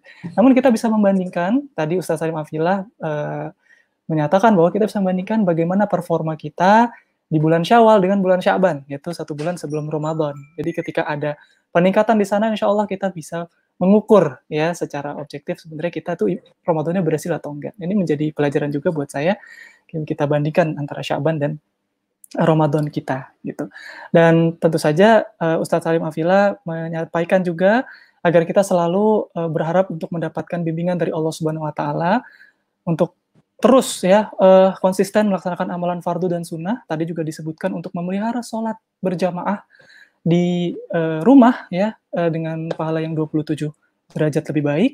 Sholat subuh dan sholat isya tadi secara khusus disebutkan oleh Ustadz Salim Afillah untuk dijaga di rumah, setidaknya kita bisa berjamaah dengan keluarga untuk sholat subuhnya dan sholat isyanya. Nah, kemudian di sini juga tentu saja tanpa mengurangi amalan yang lain seperti sholat tahajud dan amalan-amalan sunnah utama lainnya. Dan setelah itu kita juga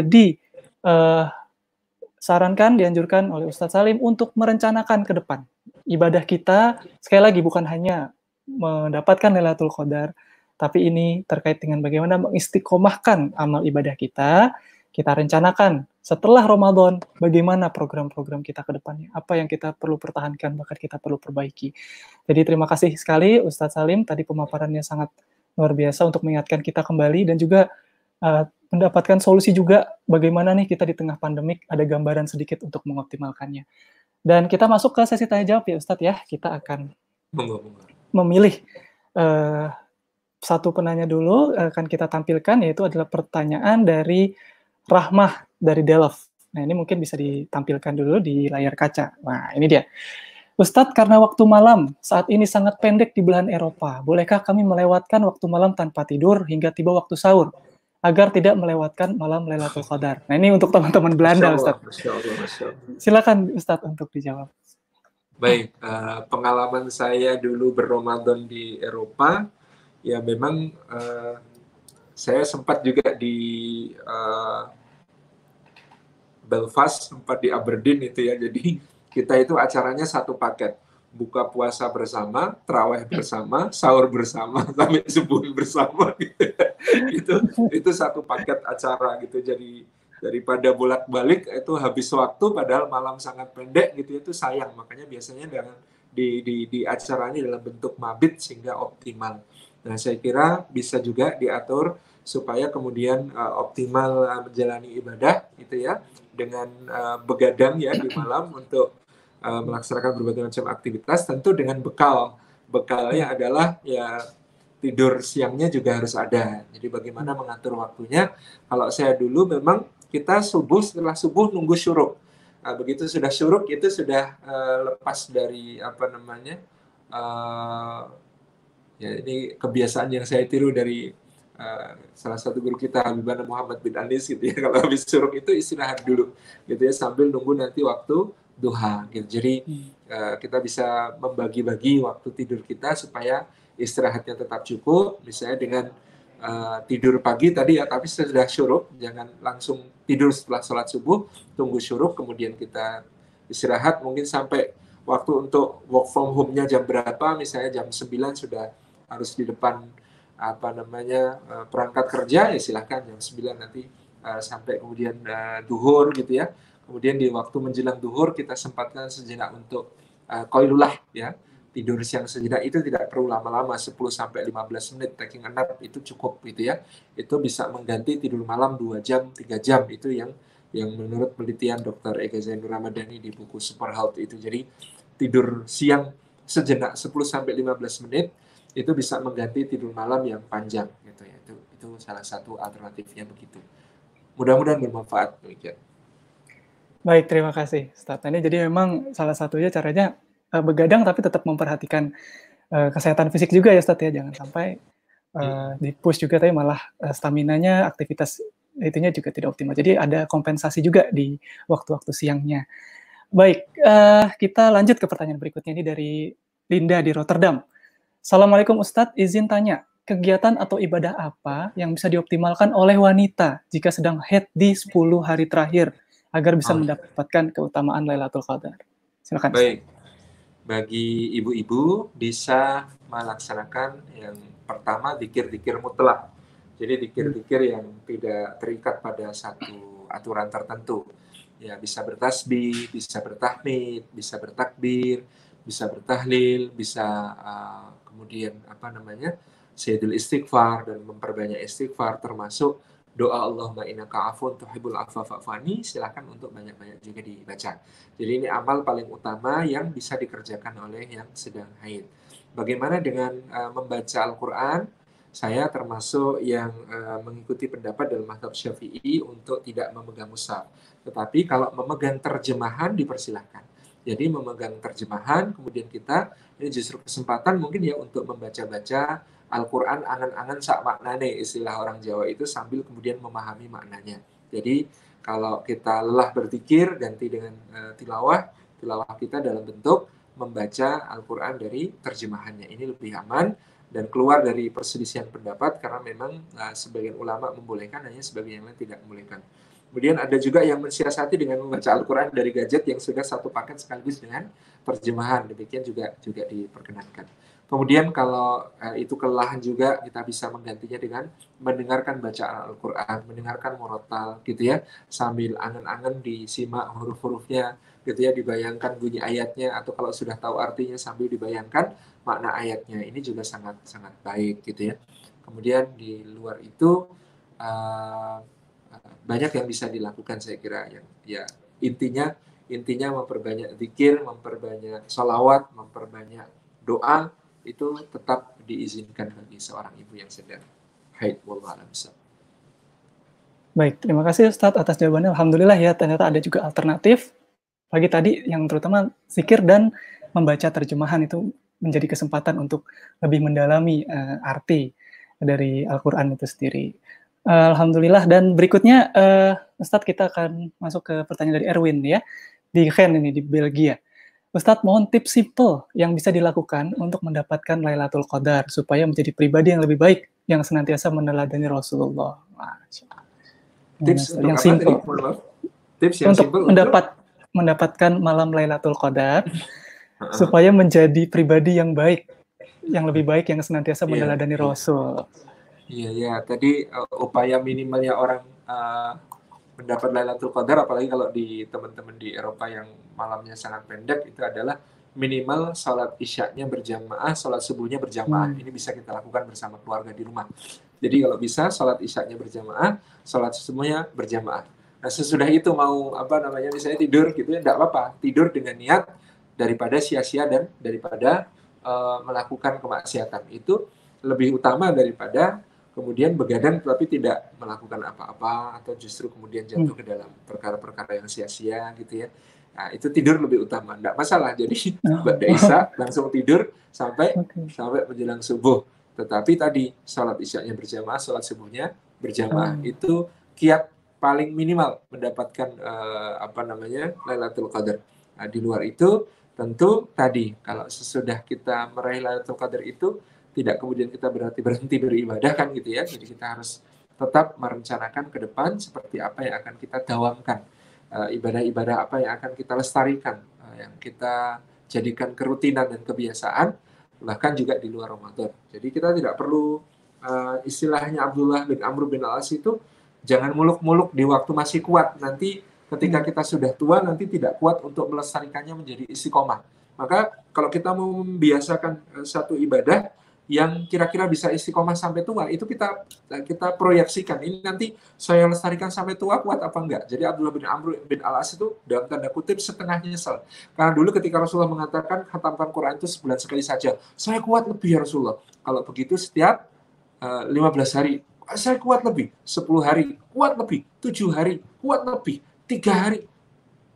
Maksimal 3 hari. Paling cepat itu 3 hari. Maka dia kemudian menghatamkan Quran itu tiap 3 hari. Begitu usia beliau 88 tahun, beliau mengatakan seandainya dulu aku ikut kata Rasulullah, sebulan sekali tentu ringan bagiku gitu ya, untuk menghatamkan Quran. Gitu. Jadi lihat proyeksi ke depan, jangan cuma semangatnya sekarang tapi tidak berlanjut. Ini akan lebih buruk daripada yang meskipun sedikit-sedikit istiqomah. Jadi ya, itu kemudian dulu Abdullah bin Amr itu ditanya tentang puasa. Kamu puasa? Saya tiap hari puasa. Jangan. Puasa itu sebulan 3 kali saja, Ayyamul Bid. Saya kuat lebih dari itu. Kalau begitu Senin Kemis. Saya kuat lebih dari itu. Kalau begitu puasa Nabi Daud, sehari puasa sehari enggak gitu ya. Begitu usia beliau itu 88 tahun, beliau baru mengatakan kalau saja dulu saya ikut kata Rasulullah 3 hari setiap bulan asalkan istiqomah, itu jauh lebih baik daripada kalau saya memaksakan diri dulu setiap hari puasa puasa Nabi Daud, tetapi ketika tua begini ternyata tidak mampu itu. Jadi yang penting itu continue-nya, bukan seberapa banyak dan seberapa besar. Itu yang perlu kita atur di dalam ibadah-ibadah kita. Jadi misalnya Ramadan ini, ya Allah, ternyata kalau sholat tarawih di rumah nggak kuat lama-lama, ya sudah, pokoknya misalkan kita target minimal harus ada 2 rakaat ditambah 1 rakaat witir tiap malam, gitu ya. Tapi itu kita lestarikan terus. Pada Ramadan pun begitu. Bangun setengah jam sebelum subuh, kita sholat 2 rakaat, diniati tahajud 1 rakaat witir. Terus itu lebih utama daripada sekedar sekarang 23 rakaat atau 11 rakaat, tapi kecapean terus habis Ramadan sebulan penuh Syawal nggak ada qiyamul lailnya sama sekali. Ini jangan sampai terjadi. Demikian Allah. Baik, jazakallah khair. Ustadz, boleh satu pertanyaan lagi Ustadz? Terakhir, dari Pak Sigit di Delft. Nah ini Ustadz, dalam situasi social distancing pada saat ini, bolehkah kita melaksanakan sholat Id terbatas dengan keluarga di rumah? Bagaimana pandangannya secara fikih? Sholat Idul Fitri? Iya, sholat Idul Fitri. Di rumah, baik. Tentang sholat Idul Fitri di rumah sudah dijelaskan oleh para ulama bahwa sebagai sebuah ibadah untuk ditunaikan, dia diperbolehkan. Jadi dalam fikih, meskipun ini tidak pernah dijalankan oleh Rasulullah SAW, tidak ada contohnya dari Rasulullah SAW, tetapi hakikat sholat Idul Fitri adalah mensyukuri bulan Ramadan yang telah dilewati dengan mengagungkan Allah. Dalilnya di surah Al-Baqarah ayat ke-185, walitukmilul iddata walitukabbirullaha ala ma hadakum wa la'allakum tashkurun. Jadi Idul Fitri itu adalah untuk mensyukuri Ramadan, masih terkait dengan Ramadan. Walitukmilul iddata, dan supaya kamu penuhi, sempurnakan bilangan bulan Ramadan itu. Walitukabbirullaha ala ma hadakum, dan supaya kamu takbirkan Allah untuk mengagungkannya atas hidayah yang telah diberikan kepadamu. Wala'allakum tashkurun, dan supaya kamu bersyukur. Nah, takbir itu kabbirullah alamat itu tuh untuk memperbanyak takbir. Dari sejak malam Idul Fitri sampai kemudian pagi kita memperbanyak takbir, melaksanakan surah Al-Baqarah 185 ini. Kemudian wala'allakum tashkurun, dan supaya kamu bersyukur itu salah satu diwujudkan dengan salat. Salat sunnah 2 rakaat. Bagaimana tata cara yang dilakukan? Itu dilakukan di rumah berbeda dengan dilakukan di lapangan, yang seperti kita lakukan ketika kemudian pada kondisi normal. Kalau di kondisi normal kita lakukan di lapangan, gitu ya, dengan takbir 7 kali, kemudian dibaca secara jahar berjamaah ya, surah Al-Fatihah dan bacaan suratnya dibaca jahar, kemudian di rakaat kedua 5 takbir, dan kemudian dilaksanakan dengan secara jahar juga bacaannya. Kemudian disusul dengan khutbah yang menurut sebagian fuqaha sebagaimana khutbahnya Jumat, hanya bedanya dilaksanakan setelah sholat. Nah, dalam pelaksanaan di rumah maka ada perbedaan pendapat. Ada yang mengatakan takbirnya tetap 7 dan 5, ada yang mengatakan takbirnya cukup sekali, gitu ya. Ini yang menjadi perbedaan pendapat dalam hal ini. Hanya saja semuanya menyepakati bahwa bacaannya sir. Kalau di rumah bacaannya sir, tidak perlu jahar. Jadi imamnya aman ya, bapak-bapak tidak perlu membaca ayat, membaca surat, gitu ya. Itu, dan kemudian juga dilakukan tanpa khutbah. Jadi dia seperti sholat sunnah mutlak, seperti sholat sunnah yang tidak terikat oleh beberapa aturan khusus, gitu ya. Ini pendapat yang bisa kita kemukakan. Wallahu a'lam bishawab. Baik, jazakallahu khair Ustadz Salim atas jawabannya, dan itu juga sekaligus adalah pertanyaan terakhir yang kita ajukan, dan juga mohon maaf kepada para penanya lain yang belum sempat terjawab. Insya Allah mudah-mudahan pertanyaan juga akan kita rekap, dan nanti mudah-mudahan Ustadz Salim jika ada keluhan waktu, siapa tahu berkenan untuk menjawab pertanyaan-pertanyaan dari teman-teman ini yang belum terjawab. Oh iya, tadi saya di biodata saya buku yang dihasilkan dari kunjungan saya ke Belanda beberapa waktu lalu belum disebutkan ya. Sang Pangeran dan Janisari terakhir, kan saya sempat ditemani sampai masuk ke perpustakaan Leiden hampir seharian itu ngacak-ngacak arsip-arsip ya. Dan alhamdulillah sudah terbit jadi Sang Pangeran dan Janisari terakhir. Mudah-mudahan di kesempatan berikutnya bisa kita bedah di sana. Di Pangeran Diponegoro dan perjuangannya. Wah, itu sampai ke Leiden tuh memang banyak literatur Indonesia ya, Ustaz, di sana. Iya, betul. Sejarah Indonesia tuh banyak di perpustakaan Leiden. Baik, dan terima kasih kepada para pemirsa yang sudah menyimak di seluruh dunia, tidak hanya di Belanda. Alhamdulillah, semoga ini bisa menjadi salah satu amalan ibadah kita, dan juga menuntut ilmu seperti ini bisa meningkatkan optimalitas kita untuk beribadah di akhir Ramadan. Dan saya juga ingin menyampaikan nanti dari Forkom Belanda juga akan menyampaikan form evaluasi kepada para warga di Belanda untuk mengisi form itu agar kita bisa merumuskan nanti agenda-agenda dakwah yang lebih relevan, lebih baik, dan juga sesuai dengan kebutuhan dari teman-teman semuanya. Dan mohon izin Ustadz untuk menutup ini, mohon Ustadz sekiranya berkenan untuk memimpin doa sebagai penutupan forum kajian online kita. Dipersilakan Ustaz. A'udzu billahi minasyaitonir rajim. Bismillahirrahmanirrahim. Alhamdulillahirabbil alamin. Hamdan syakiran hamdan na'imin hamdan yuwafi ni'amahu wa yukafi'u mazidah. Ya Rabbana lakal hamdu kama yanbaghi li jalali wajhika wa 'azimi sultanik. Allahumma fassalli wa sallim wa barik ala sayyidina wa habibina wa syafi'ina wa maulana Muhammad ibn Abdullah wa ala alihi wa ashabihi wa mawalah. Wardallahu an sayyidatina Abi Bakr wa Umar wa Utsman wa Ali wa kulli sahabati Rasulillah ajma'in. Allahumma fil mu'minina wal mu'minat wal muslimina wal muslimat al ahya'i minhum wal amwat innaka sami'un qaribun mujibud da'wat ya qadil hajat ربنا اغفر لنا ولإخواننا الذين سبقونا بالإيمان ولا تجعل في قلوبنا غلا للذين آمنوا ربنا إنك رؤوف رحيم ربنا اغفر لنا ولوالدينا وارحمهم كما ربونا صغارا اللهم أعنا على ذكرك وشكرك وحسن عبادتك اللهم أسر لنا ديننا الذي هو عصمة أمرنا وأسر لنا دنيانا التي فيها معاشنا وأسر لنا آخرتنا التي إليها معادنا اللهم إنا نسألك رضاك والجنة ونعوذ بك من سخطك والنار اللهم إنا نسألك الهدى والتقى والعفاف والغنى اللهم إنا نسألك سلامة في الدين وعافية في الجسد وبركة في الرزق وزيادة في العلم وتوبة قبل الموت ورحمة عند الموت ومغفرة بعد الموت اللهم هون علينا في سكرة الموت والنجاة من النار والعفو عند الحساب اللهم إنا نسألك علما نافعا ورزقا واسعا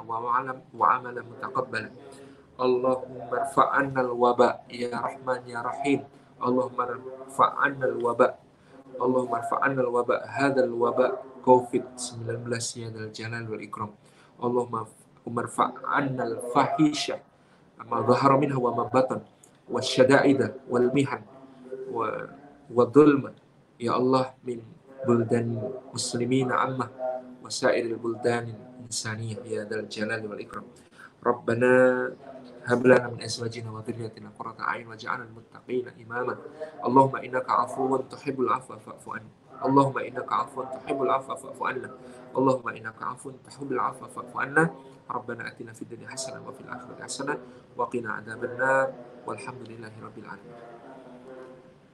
Alhamdulillahirabbil alamin. Baik, dengan itu kajian kita tutup dan terima kasih sekali lagi Ustadz Salim atas ketersediaan waktunya untuk mengisi kajian Forkom Belanda kali ini dan kita akan tunggu kajian berikutnya. Insyaallah tadi kita akan membuat bedah bukunya Ustadz ya, ini masukan juga nih buat kita nih agenda berikutnya ya dengan judul buku Sang Pangeran dan Janisari Terakhir ya yang membuat Ustadz Salim itu seharian ada di Leiden gitu. Dan rekan-rekan sekalian, ini juga sekaligus sudah terdengar nih sepertinya bentar lagi azan juga di Yogyakarta sana di Ustadz Salim Al-Fila. Sekaligus mengucapkan selamat mempersiapkan berbuka puasa untuk Ustadz Salim dan rekan-rekan di Indonesia. Dan marilah kita sama-sama tutup forum kita kali ini dengan membaca hamdalah Alhamdulillahirabbil alamin dan juga doa penutup majelis. Subhanakallahumma wa bihamdika asyhadu an la ilaha illa anta astaghfiruka wa atubu ilaik. Baik, itu dari saya. Sekian, terima kasih banyak dan mohon maaf sekali lagi saya sebagai moderator apabila ada kekurangan. Mudah-mudahan agenda kita kali ini bisa bermanfaat, bernilai ibadah dan juga mengoptimalkan hari-hari terakhir kita di bulan suci Ramadan dan membuat kita konsisten untuk terus beribadah dengan lebih baik di kedepannya. Sekian, terima kasih. Wabillahi taufiq wal hidayah. Wassalamualaikum warahmatullahi wabarakatuh. Waalaikumsalam.